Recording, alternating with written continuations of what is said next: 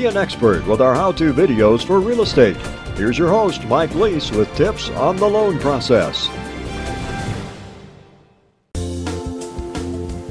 Hi, I'm Mike Leese, a realtor with Your Castle Real Estate and head of Your Colorado sales team. Welcome back to part 2 of our most asked loan questions with Joe Massey. I'm sure you got lots of great information from the first video. Now let's join Joe again for the rest of those answers to our top asked loan questions. Hi, I'm Joe Massey with Castle & Cook Mortgage. I'm a senior loan officer and I've been working in residential financing for about 10 years now. I'm the in-house lender with Your Castle Real Estate, do a lot of work with Lon Welsh and Charles Roberts and all the agents here at Your Castle. We work on primary residence, investment properties, second homes, just about any type of transaction you can think of for residential properties.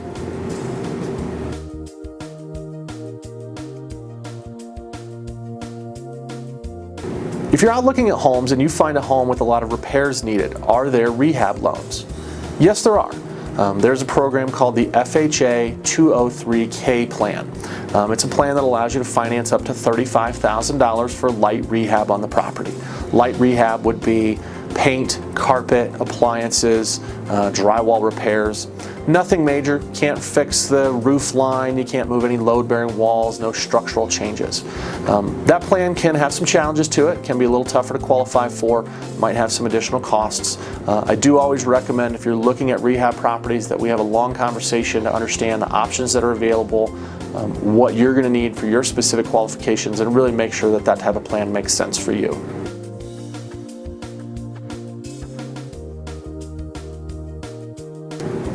How do adjustable rate mortgages differ from a fixed rate mortgage? So if you've ever heard the term ARM, that stands for adjustable rate mortgage. This is a type of mortgage where the payments are usually fixed for a certain period and then can adjust up or down after that period. The most common ARMs are 3, 5, and 7-year adjustable rates. So what that means is the payment is fixed for that first 3, 5, or 7 years, and then after that can go up or down based on the market rates at the time. I generally recommend a 30 or 15-year fixed rate loan for most of my clients, but there are some times where an adjustable rate makes sense. For example, if the client knows that their children are going to be graduating from high school and they're going to be moving to a smaller location 3 years from now, it might make sense to do a 3 or a 5-year adjustable rate. The big benefit of an adjustable rate is that initial rate is going to be lower than a fixed interest rate.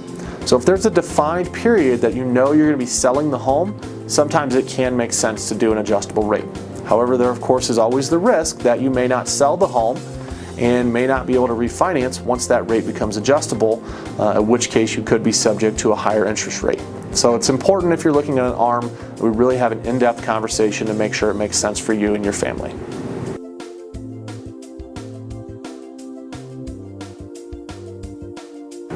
What is mortgage insurance and how can it be avoided? Mortgage insurance is a premium that a client has to pay if you're not putting down a full 20%. For example, let's say you're doing an FHA loan with 3.5% down. You're going to have to pay upfront mortgage insurance that'll be financed into the loan and monthly mortgage insurance as a part of your monthly payment. Once you reach 78% of the value of the home, that mortgage insurance will go away and your payment will decrease slightly. Now, on a conventional loan, you'll have to pay mortgage insurance if you're making your minimum 5% down payment. However, if you do make a 20% down payment, you would not have to pay monthly mortgage insurance. Monthly mortgage insurance is going to range in price anywhere from $50 to as much as $300 or $400 a month. It's important that we look at all the options for you to make sure that sometimes it might make sense to put down 20% and not have mortgage insurance. Other times, it might make sense to pay that monthly mortgage insurance and just understand that you're going to keep your down payment saved in the bank. So again, it's one more thing that's important to verify and review to find your best option.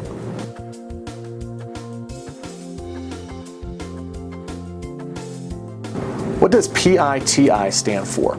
You'll often hear this referred to as PITI or PITI. It stands for Principal, Interest, Taxes, and Insurance. This is generally going to be your full mortgage payment. Principal and interest is of course the portion that goes towards your actual mortgage, paying down the principal each month. Taxes are the county property taxes, and insurance is your homeowner's insurance, covering the roof, the windows, damage, theft, things like that. You may also have monthly mortgage insurance included in your payment, in which case it would be PITIM. And if you're in a condo or townhome, you may also have homeowners associations dues. Those will not be included as a part of your monthly payment, but you will be responsible for those, so you want to make sure you're factoring those into your overall budget.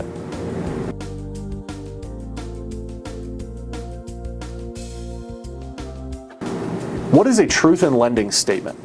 This is a very confusing form that we get a lot of questions about. Truth in lending is a form that was created a number of years ago to help give consumers the opportunity to compare apples to apples on what is the actual loan costing. So let's say you're getting a new loan at an interest rate of 3.75. Depending on the terms of that loan, it may have an annual percentage rate of 3.96. And people will get to the truth in lending form and say, Joe, it says here my annual percentage rate is 3.96. I thought that my interest rate was 3.75. Well, your interest rate is 3.75. The annual percentage rate takes into account the costs of the transaction and any mortgage insurance, averages that out with the interest on the loan over a full 30 years or whatever that term of the loan is to give you an interest percentage, which is the overall cost of the loan. So your interest rate is still that 3.75. When you factor in the costs and mortgage insurance, that annual percentage rate is the effective rate that you're paying on the loan. So it can be a little bit complicated. Again, I encourage you to call me. Let's look at that form together and make sure it makes sense.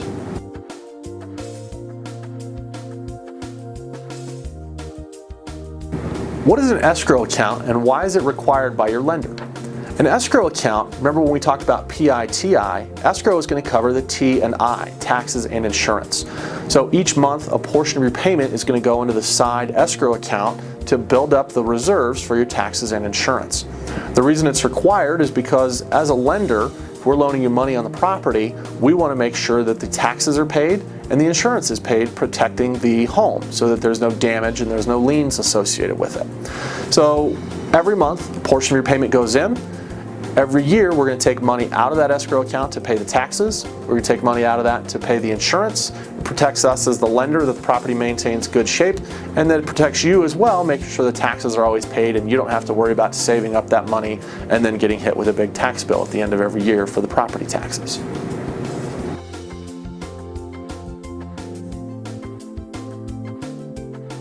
What is a GFE and what is a HUD-1? What are the differences and why should you compare them? So a GFE stands for good faith estimate. When you meet with your lender at the beginning of the application, your lender is going to give you a good faith estimate that's going to break down all the costs of the transaction. It's going to be the cost for the lender, the cost for the appraisal, the title company costs, estimated costs for your taxes, insurance, interest, transfer taxes, homeowners associations, all sorts of different things involved with buying a property are going to go onto this form. That's the loan officer's best estimate up front of the total cost you're going to have. Now at the closing, you're going to get a HUD-1 statement. And actually you should get it a couple of days before the closing. You're going to receive a HUD-1 statement. It's going to be similar to your good faith estimate, but it's no longer an estimate. This HUD-1 is the final number of your transaction fees, your title insurance, your homeowner's insurance, appraisal costs, etc. And it's going to break down every item line by line. And at the very bottom, it's going to show the total amount you need to bring to closing. Now it's important that you compare these two forms to make sure that what was disclosed to you up front is the same as what's being charged to you at the end. Lenders are bound by law that the costs that we disclose as our loan costs are the exact same. There's no opportunity for a lender to increase costs right at the closing unless that's been disclosed to you up front. There are some things though that can change. For example, when you first meet with your lender, they're probably going to have an estimate on your homeowner's insurance. At the closing, that may be a little bit higher or lower because again, initially it was an estimate. We didn't know exactly what it was going to be, but hopefully it's in that same ballpark. So you want to compare these two forms, and actually on the third page of your HUD-1, there's actually a small chart that compares it for you. You just go right down and make sure that all the estimates were right on with what you expected.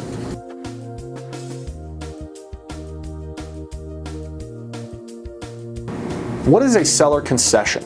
So earlier I mentioned that closing costs on a purchase cannot be financed into the loan. Generally those have to be paid by the buyer or by the seller. So as a part of your contract, you can negotiate for the seller to pay you seller concessions.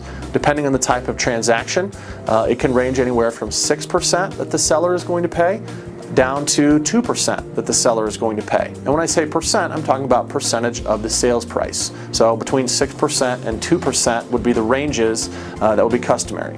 Now, sometimes a seller may not pay any of your closing costs, in which case it would be zero, and you would be responsible for all of your closing costs. That's part of what we'll talk about as we're going through the application process and working with your real estate agent.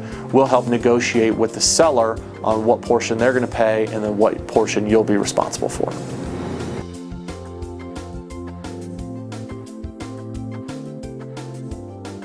If you're selling your property, should you expect to pay closing costs for your buyer? It depends. Depends on the type of loan that your buyer's getting, depends on the price range of the home, depends on the overall transaction. If you're selling your property to a first-time home buyer, probably pretty good odds that they're going to need some help with the closing costs. If you're selling a $750,000 home to a very astute buyer, probably don't need any help with their closing costs. It's really going to depend on the individual transaction, who your end buyer is, and what type of loan they're getting. Sometimes if it's a VA loan, it might have very low closing costs. You might not have to worry too much about it. Other times, if the customer is getting a hard money loan or some type of subprime loan, there may be very high closing costs that they need help with. It really is just going to depend on the individual transaction.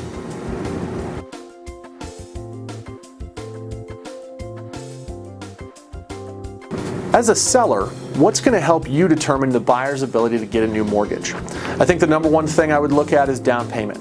How much money is the client willing to put down? Are they willing to put down 3.5%, 5%, 10%, 20%? How much earnest money are they willing to put down? Are they buying a $200,000 home from you and they're putting down $100 in earnest money, or they have $10,000 that they're putting down in earnest money? The last thing, of course, is I would review the pre-approval letter. You can, of course, always contact the lender and ask questions about the terms of the pre-approval.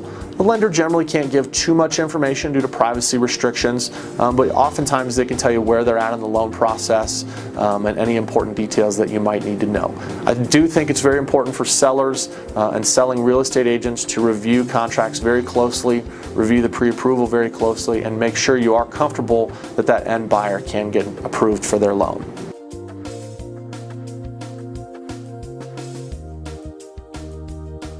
What are my top 3 tips for a stress-free loan? Number 1 is honesty. Make sure you're being honest with your real estate agent, you're being honest with your loan officer, and you're being honest with yourself. I meet a lot of people that think that they want a 2-bedroom home, and then they get in there, they start looking at homes, and they realize they really need 4 bedrooms. So before you go out and you start looking at homes, really think about what do you need, how much space do you need, what type of monthly payment can you afford. Same thing, I meet a lot of people that they tell me they can afford a $1,600 payment. We really get started and looking at the numbers, they can really only afford about $1,200. So you really want to be honest with yourself and honest with your professionals that you're working with on what you need, what you want, and what your goals are with your new property. The next thing is preparation. Earlier I gave you a list of all the documents that you're going to need to get approved for your new mortgage. You really want to make sure that you go through that list and get all those items together. You can start saving them in a folder on your computer in PDF format, or start saving them in a file folder at home, but you're going to need those items once it's time to move forward on the new loan. Make sure you have those items, make sure you've got them all updated and they're ready to go. In today's market, it's important to make sure your loan moves smoothly and quickly, or you might lose out on the home. Having those documents is going to be very beneficial for that whole process. And then the last thing, of course, is communication. Once you get your property under contract, you're going to want to communicate with your loan officer and with your real estate agent on a consistent basis to make sure that everybody knows what's going on, everybody's on the same page, and that it's a good, smooth transaction. If you go any period of time without communicating with them, give them a call, check in. Vice versa, if you're not hearing from them, follow up and say, hey, you know, what's going on? Make sure that everybody's keeping in contact and then it's a good, smooth process for you. Thanks so much, and if you have questions, don't hesitate to give me a call. That was a great interview. I'd like to thank Joe again for taking the time to answer all of our questions, and you're well on your way to understanding the lending process. Go ahead and join us in the video series below explaining each of the loan programs in detail. Even if you think a loan won't work for you, I recommend watching the short video anyway. For example, the next video is all about FHA loans, and many of my clients think if they own a house now, they won't qualify for an FHA loan. You'll be amazed at the information you'll pick up from these overviews. And when you need any answers for your personal lending situation, give Joe a call. He'll be very glad to help you.